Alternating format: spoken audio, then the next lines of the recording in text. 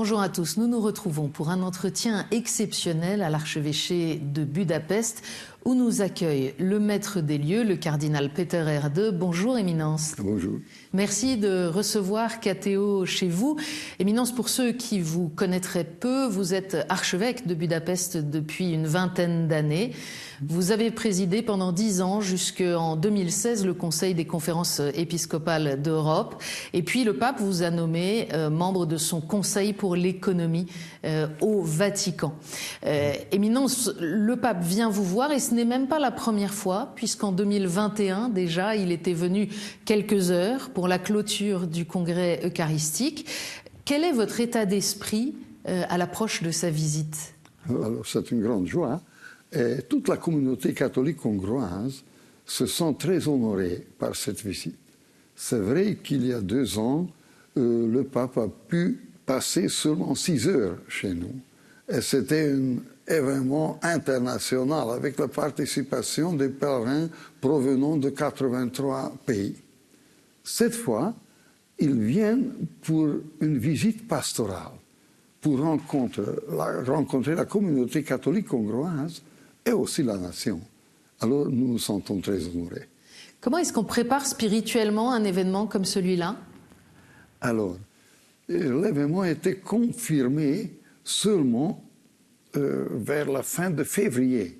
Ça veut dire qu'il y a peu de temps pour la préparation.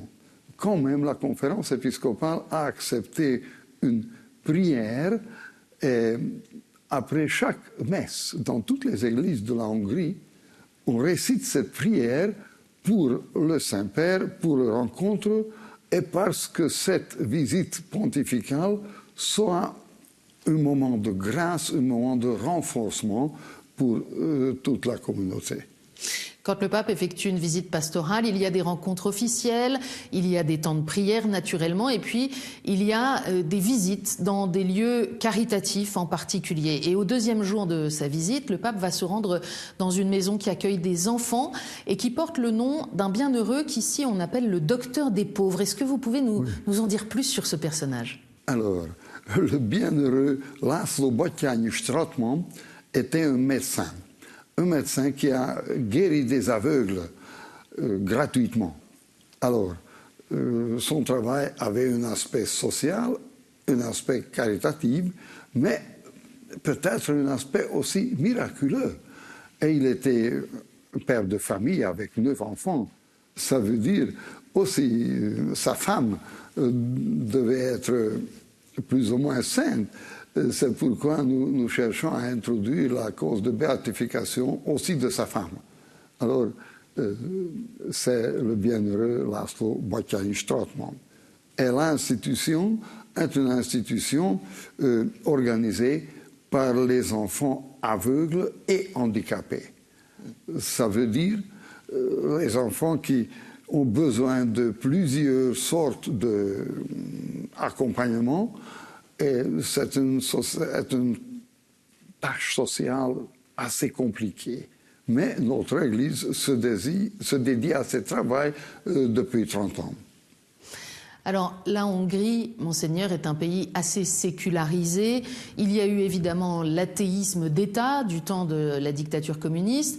Et puis après la chute du mur, l'individualisme occidental qui a pris le pas aussi. On dit aujourd'hui qu'il y a 68% de catholiques, à peu près 20% de protestants calvinistes. Qu'est-ce que vous diriez du sentiment religieux dans la population hongroise? Alors, en Hongrie, le droit constitutionnel ne permet pas une statistique officielle de l'appartenance religieuse des citoyens, à différence de l'Allemagne, de l'Autriche, etc. Par cette séparation entre Église et État, tous les sondages d'opinion constituent seulement un reflet de sentiment. Nous avons nos livres paroissiaux qui montrent plus ou moins la statistique que vous avez mentionnée.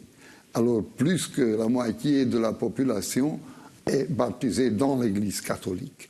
Mais des catholiques, peut-être 10% ou moins, qui fréquentent chaque dimanche la messe, Mais dans les grandes fêtes, naturellement, les présences sont beaucoup plus hautes et les sentiments d'identité sont assez forts. Les églises, pas seulement l'Église catholique, mais aussi les différentes églises protestantes, ont des écoles, beaucoup d'écoles relativement, et nous devons travailler beaucoup pour établir, pas pour défendre, parce qu'il n'y a pas encore, mais pour établir une identité chrétienne de ces écoles. Est-ce que les jeunes, justement, les jeunes hongrois, comme dans le reste de l'Europe, se désintéressent un peu de la foi ou est-ce qu'ils restent intéressés? Ils restent intéressés, mais naturellement, il y a une grande distraction, il y a un effet très fort des moyens modernes de communication, de l'Internet, des téléphones, etc. Alors, c'est extrêmement difficile à transmettre les contenus de la foi. Parce que la foi chrétienne est riche de contenu aussi, pas seulement un sentiment. Éminence, vu de l'Ouest, on a la perception de la Hongrie comme étant un endroit où l'État comme l'Église veulent défendre une identité chrétienne, une identité du pays et une identité de l'Europe. Est-ce que cette perception est juste? Est-ce que c'est ça le cas? Et comment, voilà, qu'est-ce que vous pouvez nous dire là-dessus? Alors, on peut parler de défense, mais on peut parler aussi de construction de quelques identités chrétiennes après les longues décennies de communisme et d'athéisme d'État. Il y a aussi une différence dans la compréhension d'être chrétien que partagent les églises. Et, naturellement, le sens de ce mot utilisé par les organisations publiques. Parce que l'État préfère parler de culture chrétienne ou identité chrétienne culturelle. C'est aussi très important, naturellement, les bâtiments, les églises, le dimanche, le rythme de la vie, etc., les valeurs chrétiennes dans la moralité publique, mais la base est nécessairement la foi vivante. Et en cette question, ce sont les églises qui sont seulement compétentes. Je reviens à la situation présente. Une particularité qui est très présente ici en Hongrie, c'est que vous avez une frontière commune avec l'Ukraine. Et depuis le début de la guerre en Ukraine, votre pays a accueilli plus d'1,5 million de réfugiés. Tous ne sont pas forcément restés pour s'installer ici, mais il faut les accueillir. Quel impact est-ce que cela a sur la vie en Hongrie aujourd'hui? Alors, je peux dire que la population entière, et aussi l'Église, aussi les catholiques, ont accueilli les réfugiés avec grande solidarité. On a donné beaucoup, on a ouvert les institutions de l'Église, on a organisé les aides aussi à niveau paroissial. Il y avait aussi des organisations catholiques qui étaient à la frontière pour aider les réfugiés. Et il y avait naturellement aussi des actions de recueillir des biens. Il y avait des aides envoyées en Ukraine même. Par exemple, les aliments, les médicaments, mais aussi les agrégateurs, les autos, etc. Alors, il y avait un sentiment populaire très fort. Et il y avait beaucoup de familles qui sont restées en Hongrie. Alors, on a dû organiser, par exemple, l'enseignement dans les écoles élémentaires des enfants provenant de l'Ukraine, aussi dans les écoles catholiques. Il y avait une part qui connaît la langue hongroise, mais beaucoup parlaient seulement russe ou bien ukrainienne. Il y avait au début quelques problèmes avec les professeurs d'école de langue ukrainienne.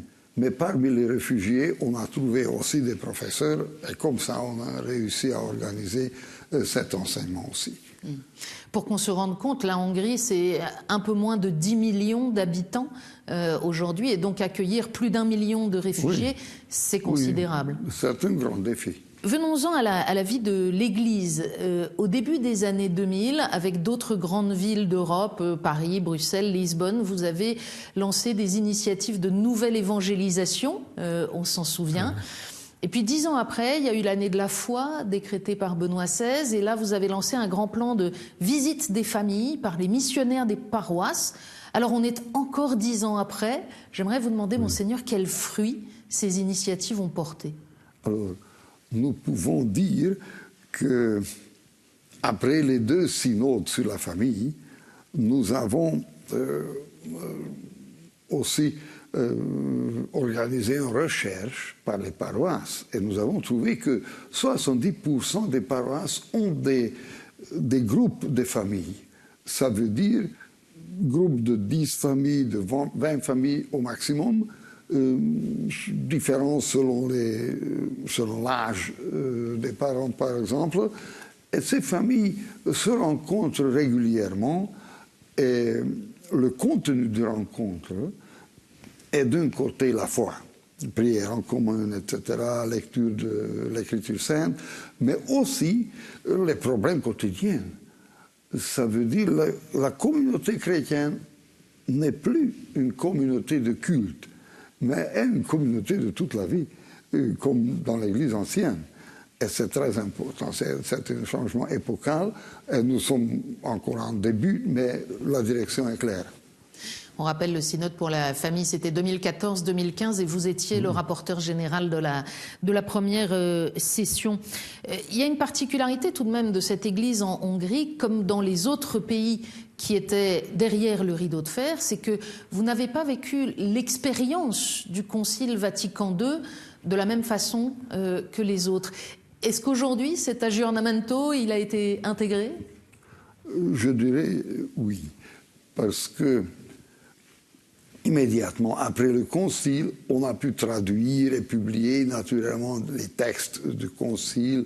On a introduit la réforme liturgique, etc., la traduction hongroise des textes liturgiques, qui était un changement très bien accueilli aussi par le cardinal Mindszenty.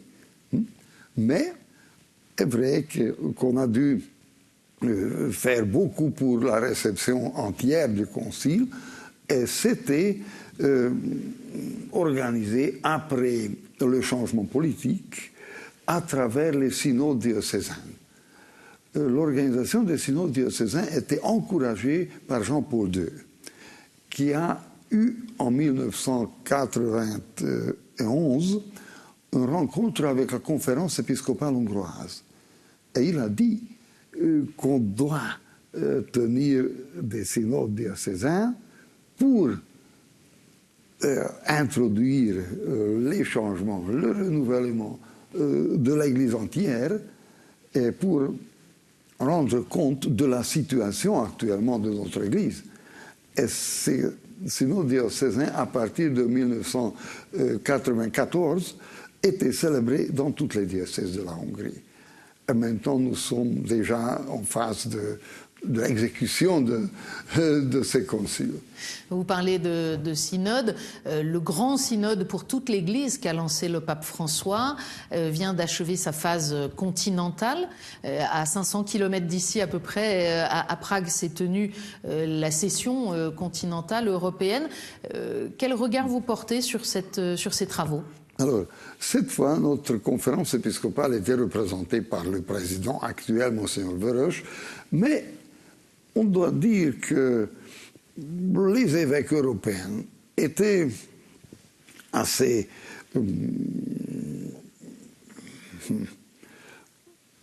avaient une opinion assez solide, on peut dire. Peut-être il y avait des messages, des informations provenant de l'Allemagne qui étaient un peu extraordinaires, mais en général, il y avait une atmosphère équilibrée.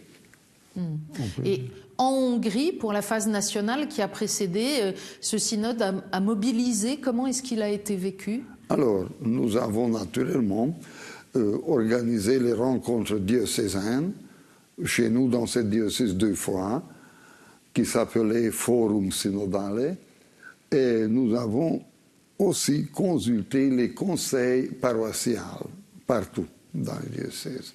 Ça veut dire que nous avons recueilli des propositions et aussi des expériences. Alors c'était plutôt un grand échange d'expériences parce que ce qu'on a proposé dans une paroisse était déjà une réalité vécue dans une autre. Alors on sent cette expérience synodale qu'a déjà l'Église de Hongrie, mais lorsque nous nous étions vus il y a 10 ans, vous aviez souligné une autre particularité, la difficulté pour les congrégations religieuses à retrouver de la vitalité ici en Hongrie. Il faut rappeler qu'elles ont été interdites pendant la dictature, et vous disiez elles ont du mal à reprendre. Où est-ce qu'on en est maintenant? Oui, alors le problème reste. Il y a déjà des congrégations de droit diocésain qui sont disparues ou qui sont en train de disparaître. Mais il y a aussi des nouvelles communautés plutôt que des ordres religieux qui sont arrivés de l'Occident, de la France, du Brésil, de l'Espagne, etc., et qui ont commencé à organiser leur communauté et qui aident beaucoup à la vie de notre Église. Nous sommes dans le temps pascal. Peut-être pour conclure cet entretien, j'aimerais que vous nous disiez quelle espérance vous voulez partager avec ceux qui nous regardent.